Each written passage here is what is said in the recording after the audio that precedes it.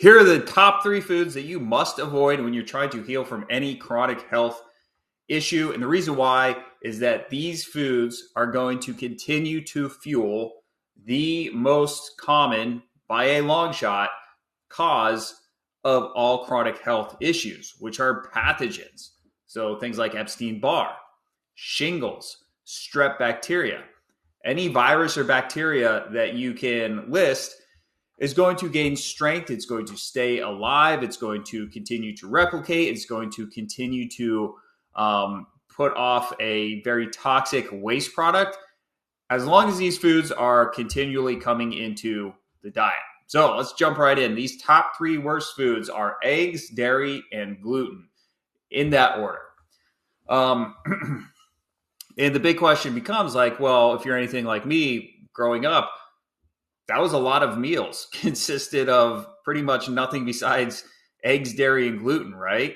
So that's where you have to figure out, well, what do you replace those with? And I'm going to give you some insight into that as well. But if you really want to do this the right way and you really want to fast track your healing results, just send me a DM on Instagram. This is what I help my clients do every single day, is figure out what this switch looks like for each individual person, because it can vary person to person. So what's the problem with eggs? Eggs are the number 1 food source for all of these herpetic viruses and all of these bad bacteria. So whether you have Epstein-Barr, shingles, HHV6, CMV, HSV, any of those bugs that you can think of, their favorite food that we eat is eggs. And it doesn't matter if it's a high quality egg that's, not one of those farm factory produced, mass produced eggs.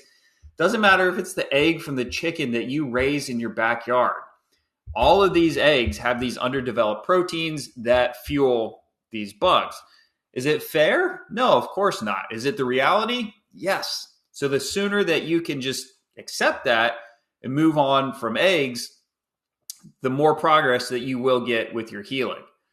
So there's that aspect, right? And this is where a lot of mystery inflammation happens. And this is where these foods, maybe not eggs so much, but certainly dairy and gluten, these foods get blamed.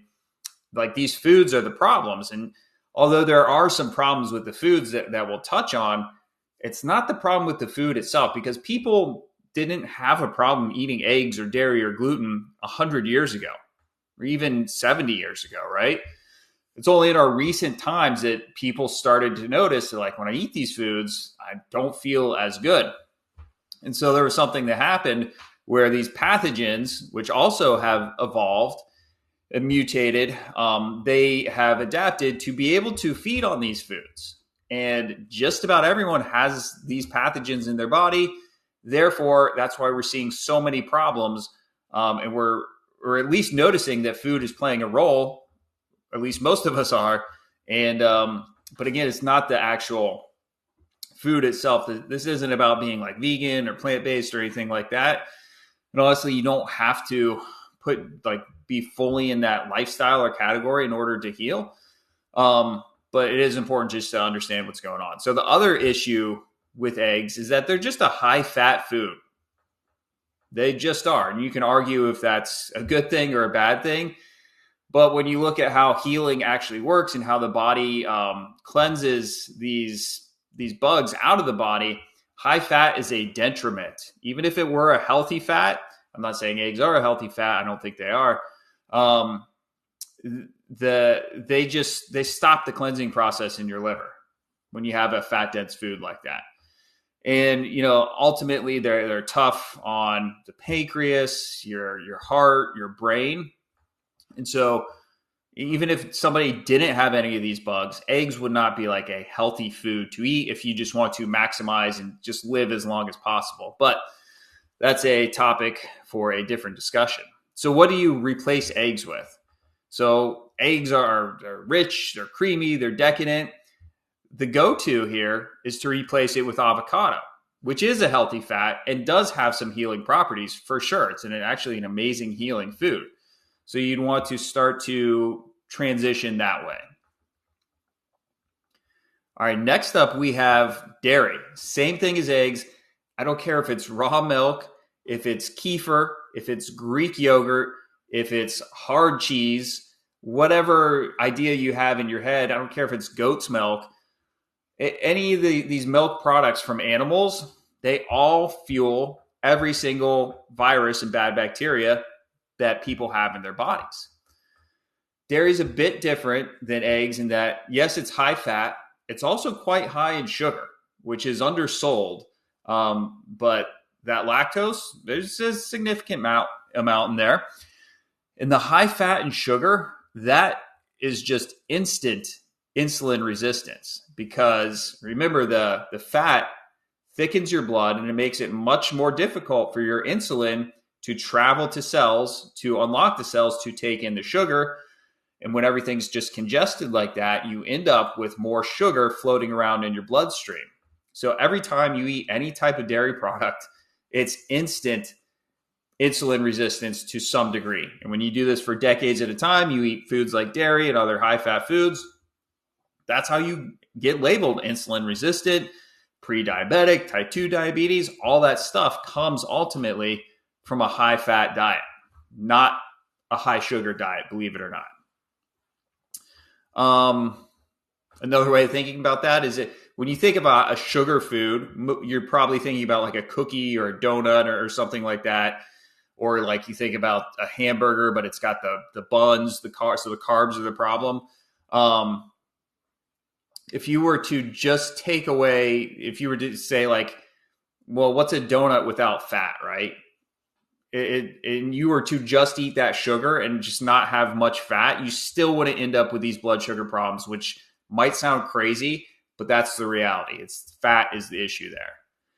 So when you're trying to replace dairy, you might want to start with just some like nut or seed replacements. You can do like plant-based cheeses, coconut yogurt.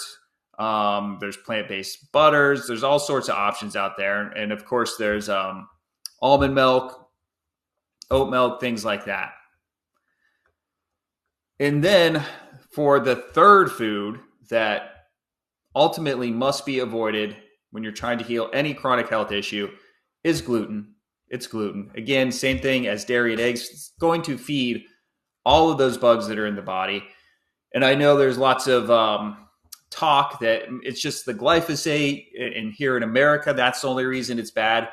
I can confidently tell you that it's not just the gluten in America that's a problem. I talk to people from all over the world every week, and people all over the world have these same issues.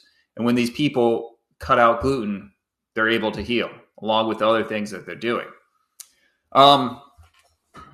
So yeah, even though you may have felt less bad when you traveled to Italy and you ate the pasta there, that has more to do with like less stress. You get some good adrenaline pumping through the body because you're in a new land and there's excitement and all that stuff, much more than it has to do with the quality of the gluten. And I'm not saying what they do to the wheat crops here is good.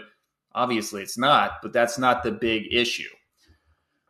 So to replace gluten, you want to think about gluten-free grains like millet, brown rice are a couple big ones. There are more than that, but those are going to be the big ones. And gluten, by the way, that's a favorite food of Streptococcus bacteria, which is a huge, huge troublemaker. That's actually what's behind celiac disease, believe it or not.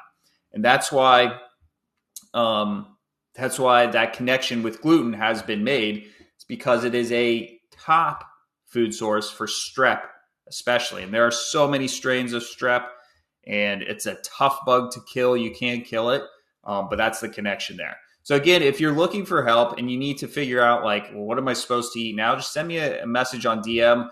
We can probably help you out and at least give you some insight into this. And anyone can do it. If your desire to heal is like a pretty big priority, you're going to be able to do this. You can do it. Unfortunately, don't wait until it's something that you have to do because your life has now been kind of taken over by your chronic health issues. But yeah, you can do it. You can heal.